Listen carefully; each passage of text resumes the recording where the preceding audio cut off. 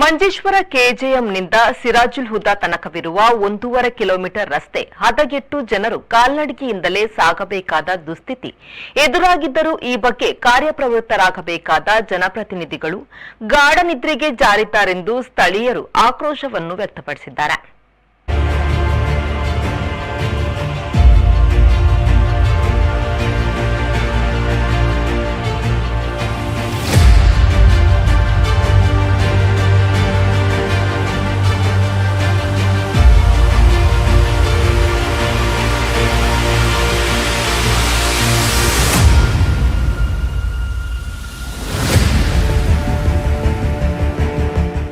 ಇನ್ನು ಮಳೆಗಾಲ ಆರಂಭವಾಗುತ್ತಿರುವ ಹಿನ್ನೆಲೆಯಲ್ಲಿ ಡಾಮಾರು ಕಿತ್ತು ಹೋದ ರಸ್ತೆಯ ಗುಂಡಿಗಳಲ್ಲಿ ನೀರು ನಿಲ್ಲುವುದರಿಂದ ವಾಹನ ಸವಾರರಿಗಷ್ಟೇ ಅಲ್ಲದೆ ಪಾದಾಚಾರಿಗಳು ಸಹ ತೊಂದರೆ ಪಡಬೇಕಾಗಿದೆ. ಸುಂದರ ತಾಣವಾಗಿರುವ ಮಂಜೇಶ್ವರ ಗ್ರಾಮೀಣ ಪ್ರದೇಶಕ್ಕೆ ಹಾಗೂ ಇಲ್ಲಿಯ ಜನಪ್ರತಿನಿಧಿಗಳಿಗೆ ಇವುಗಳು ಕಪ್ಪು ಚುಕ್ಕೆಯಂತಿವೆ.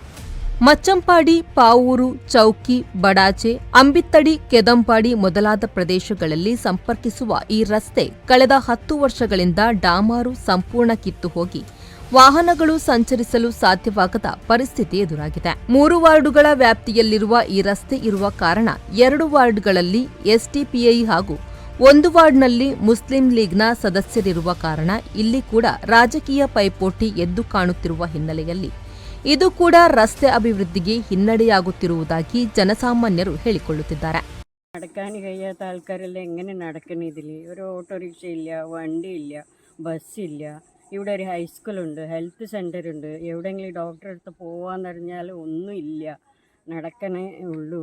കൈകാലില്ലാത്തവർ എങ്ങനെ നടക്കുന്നു? ഗർഭിണികളുണ്ട്, മക്കളുണ്ട്, അംഗൻവാടി ഉണ്ട്. അവിടെ എങ്ങനെ പോവുക? എന്തെങ്കിലും ആവശ്യമുണ്ടെങ്കിൽ ഇവിടെ ഒന്നുമില്ല. എന്താണെന്ന് ചോദിച്ചാൽ ഇവിടുത്തെ റോഡ് ശരിയില്ല, നിങ്ങൾ റോഡ് ശരിയാക്കി, അതാണ് പറയുന്നത്. എന്തെങ്കിലും ഞങ്ങൾ കണ്ണ് തുറക്കണം, അത്രയേ ഉള്ളൂ ഞങ്ങൾക്ക് പറയാൻ. 6ನೇ ವಾರ್ಡ್ ಸದಸ್ಯೆ 2022ರಲ್ಲಿ ರಾಗಂ ಜಂಕ್ಷನ್ನಿಂದ 270 ಮೀಟರ್ ಡಾಮರೀಕರಣ ಮಾಡಿದ್ದಾರೆ. ಅದೇ ರೀತಿ 7ನೇ ವಾರ್ಡ್ನ ಸದಸ್ಯೆ ಸಿರಾಜುಲ್ ಹುದಾ ಶಾಲಾ ಮುಂಭಾಗದಿಂದ 20 ಮೀಟರ್ ರಸ್ತೆ ಕಾಂಕ್ರೀಟೀಕರಣಗೊಳಿಸಲಾಗಿತ್ತು. ಆದರೆ ಅದೆಲ್ಲ ಕಿತ್ತು ಹೋಗಿ ರಸ್ತೆ ಪೂರ್ಣವಾಗಿಯೂ ಹದಗೆಟ್ಟು ಹೋಗಿದೆ. ಈ ರಸ್ತೆ ಮಾರ್ಗವಾಗಿ ನಿತ್ಯ 100 ಕಾರುಗಳು, ದ್ವಿಚಕ್ರ ವಾಹನಗಳು ಹಾಗೂ ಬಸ್ಸುಗಳು ಸಂಚರಿಸುತ್ತವೆ. ಹದಗೆಟ್ಟ ರಸ್ತೆಯಿಂದ ಇಲ್ಲಿ ಸಂಚರಿಸುವ ವಾಹನ ಸವಾರರು ಹೈರಾಣಾಗುತ್ತಿದ್ದಾರೆ. 1.5 ಕಿಲೋಮೀಟರ್ ರಸ್ತೆ ದುರಸ್ತಿಗೆ ಸರಿಸುಮಾರು 90 ಲಕ್ಷ ರೂಪಾಯಿ ಫಂಡ್ ಬೇಕಾಗಿದೆ.